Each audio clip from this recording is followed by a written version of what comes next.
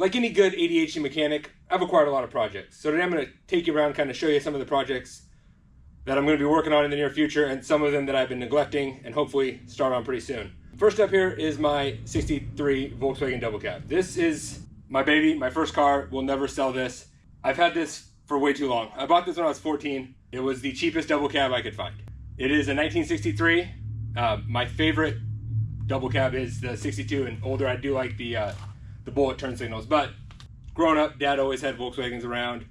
We went to a lot of Volkswagen shows, got a lot of Volkswagen magazines in the mail, and I've always been a bus guy, but the double cab is just my favorite. The plan was originally to just get it running, driving, get it going, but I tore into it too far, and I went through a stage where I wanted it to be like a show bus and it be like perfect. And I realized that I am never going to have the time, money, or skills to build a perfect rig. And that's fine. I understand my limitations. But what I can build is a pretty sweet rat rod. For suspension on this, I have airbags. It is Nate at Wagons West. I have his IRS Gen 1 rear suspension for airbags and an IRS. I have a 2332 that's out at Dad's. Hopefully we're going to build it this spring. We got a Benco race transaxle welded first. Up front I have more Wagons West parts. Nate does great work. I'll show you this. So I have it's narrowed, I believe, 5 inches with 6-inch drop spindles. I got 17-inch Raider style wheels, vintage speed shifter. Oh, with the new Wagons West front end, it came with all new steering components. Yeah, it's rough, yes, but it's rare. So we're gonna get this running, driving. I would love this to be realistically first quarter 2027. It'd be on the road. Maybe get it moving under its own power this summer. That'd be pretty ambitious, but I think we can do it. Also in this shop that I'm working on cleaning up, that's what my main goal is right now, is so I can work on these projects better, is the Bronosaurus. This is a 1979 Bronco. I know it doesn't look like it, there's too many doors. 1979 Bronco frame that I have 1 ton swapped in the rear, moved the rear axle back, and then we put a 75 crew cab body on it. It's got a 460 out of a 69 Lincoln, and she's gonna be getting 42-inch grippies. Up front, this is the front half of that matched axle. It came out of a leaf spring front truck, and I know a guy could do it, but I am just gonna upgrade this and put on a Super Duty front axle. This perch thing doesn't work because that's for setup for a leaf, and how I want to put my coil bucket, it's just, I don't like it.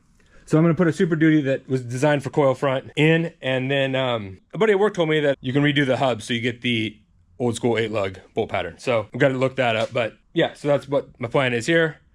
And then hopefully get this running. I mean, it ran great. Never had a problem with it running. I got to figure out my driveline situation, figure out some gears, and do my front suspension. I got all my metal for my front suspension and all my joints and my brackets. I just need to source a front axle and start working on that. Saying it out loud, that actually doesn't sound like that much, as I've already done the body swap and the rear axle. I did 4-link the rear.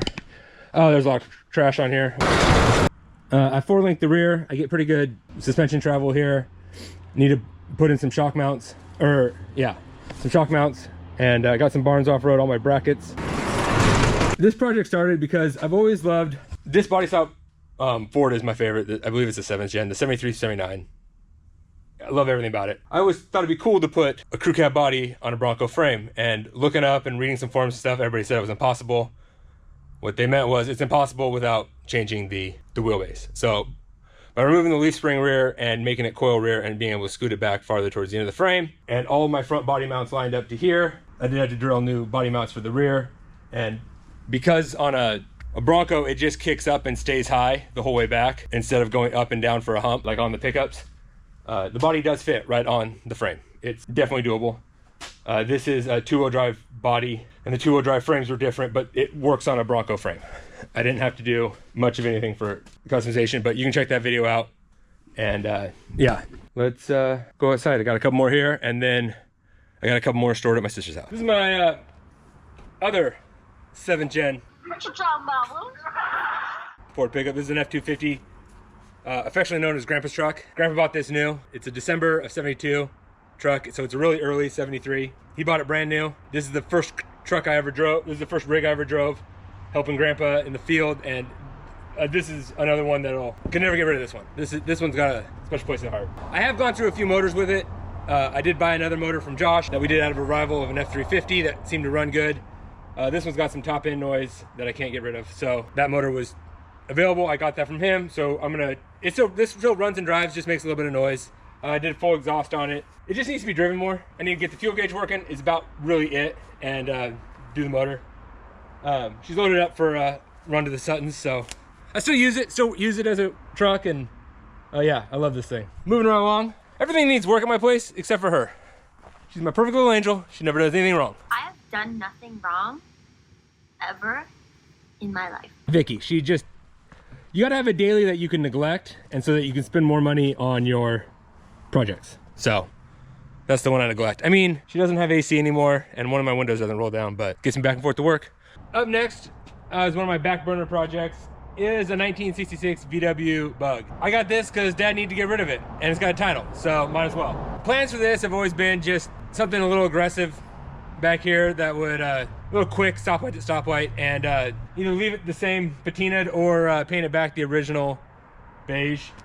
I think it would be fun to make a sleeper out of this thing and paint it the original beige color that would be not intimidating at all. I do have a right-hand drive set up for this. I got all the parts, and that has always been the plan, to switch this over to the wrong side. Yeah, this is just kind of a back burner project. I haven't really acquired any parts for it. It's really too bad. Dad had replaced the floor plans in this, and we had it parked in the alley because he was moving stuff around in the shop, and some kids went by and threw rocks through the windows, and being it was on the back side, we didn't really know about it, and it kind of screwed up, so I gotta go through and do pans again. But overall, it's pretty solid, and it's got a title, so what more could you want?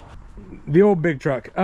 She needs transfer cases, so I'm gonna be putting my third transfer case in this, and I don't know, I must have something misaligned. First one was, I believe, an oil issue from, I had a remanufactured unit put in, and I don't think it got filled with gear oil, because when I took it apart, it was dry. The second one was one that I got out of a junkyard that was for a manual transmission that I'd went through and switched the shafts in with my old, and so I was using old parts in a different case. I need to just bite the bullet, buy a remanufactured, make sure it's full of gear oil when I install this. Yeah, other than that though, I just don't put many miles on it. I only use it when I need a truck. So that's all that I got here at the house. Like any good vehicle hoarder, I have some secondary and tertiary and quaternary and quintenary? I don't know. I think I have rigs at 4 other places. So one we're not gonna go look at is I have a derby car sitting up at a buddy's place, 7th gen Thunderbird. I do need to build that. I think I got one more in me. Build that and run a derby car. And I was kind of doing the derby car thing before we were doing YouTube, so it'd be fun to build one on camera. And if it's my last one, I'll show you a couple tips and tricks that I've learned from building them over the years. That's my favorite car to run. I think that is actually also the 7th gen. It's a 77, 78, 79 Thunderbird. They're all basically the same. Yeah, I like building those. So yeah, all right, well, we're gonna run out to my sister's place, and I got, I think, a couple rigs there. We'll go look.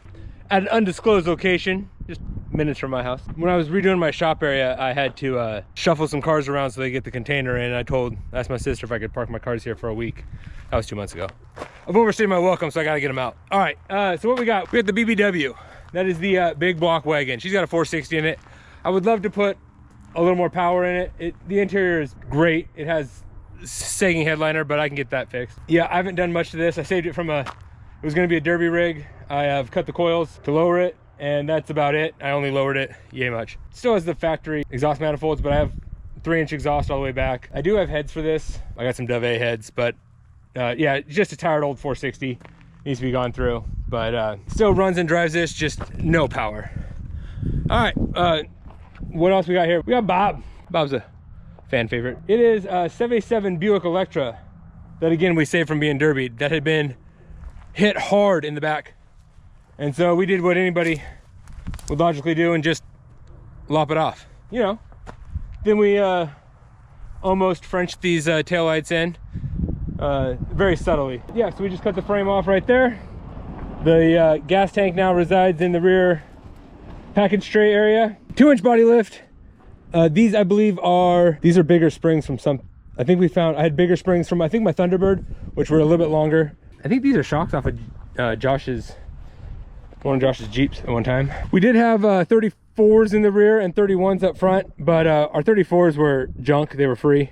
And so now we just moved the fronts to the rear, put 31s in the back just to get it moving, driving. All right, she's got a 472 big block Cadillac that has all of the torque, and We need to do a little bit of finishing up on this. We're gonna do, I believe, a chassis swap onto a Ford pickup, so we have like a pre-runner thing. But yeah, so that's what our plan is with this. This does run, drive, shift, steer. It does none of those things very well. I have a new shifter for it that won't be just a piece of all thread through the floor. Custom half doors, 1 of 1. Yeah. Up next is the rig my daughter has named Big Booty Judy. It is a Chevy 1-ton, full-size van. It has all of it. Our plan this summer is to actually tour around some Northwest campgrounds with this here pulling a trailer. It's a 1-ton with a 14-bolt rear, so she'll do it. Oh, and she's got the underneath that there doghouse, she's got the 454, so she's good for none of the miles to the gallon. It'll be expensive, so yeah, the fuel budget's gonna have to be real high. Yeah, I use that to tow up Bob. Towed like a dream, so I mean, not very far, but it did do it. So yeah, I'm looking for a camper to tow behind this for the summer. All right, that's all I really got here. Thanks again, Melissa. I'll be sure to get these out of here pretty quick, I promise. All right, here we are at our third and final location. Behind me we have the old Freechero. We picked this up out of a field. I traded a front bumper for the car from a Derby buddy, because all he wanted was a front bumper, and I had one of similar style, and I was like, hey, I'll just give you this bumper, and he goes, oh, okay. So we traded. We took this to SEMA after getting it running and driving from a farmer's field that had been sitting for way too long, and biggest mouse nest I've ever seen. Also one of the most reliable rigs I have. Every time you touch the key, it starts. It makes 0 power, but it always starts. So she just needs to be driven. I'll actually probably end up pedaling it this summer, try to drive it around a little bit, and then we'll throw a for sale sign in it after cruising around this summer. It had a lot of water damage, so nothing inside works, but I mean, it's a runner driver. And yeah, it could be a fun little project for somebody else, but I've got it back on the road and running and driving. I want to get a little bit more, do a little more tuning on it, see if I can get a little bit more power out of it. But other than that, yeah, it's a great little rig. Yeah, so that pretty much wraps up all my rigs. Let me know what you're most excited to see get worked on in the upcoming months, and we'll wreck it, rinse, repeat. Until next time, see ya.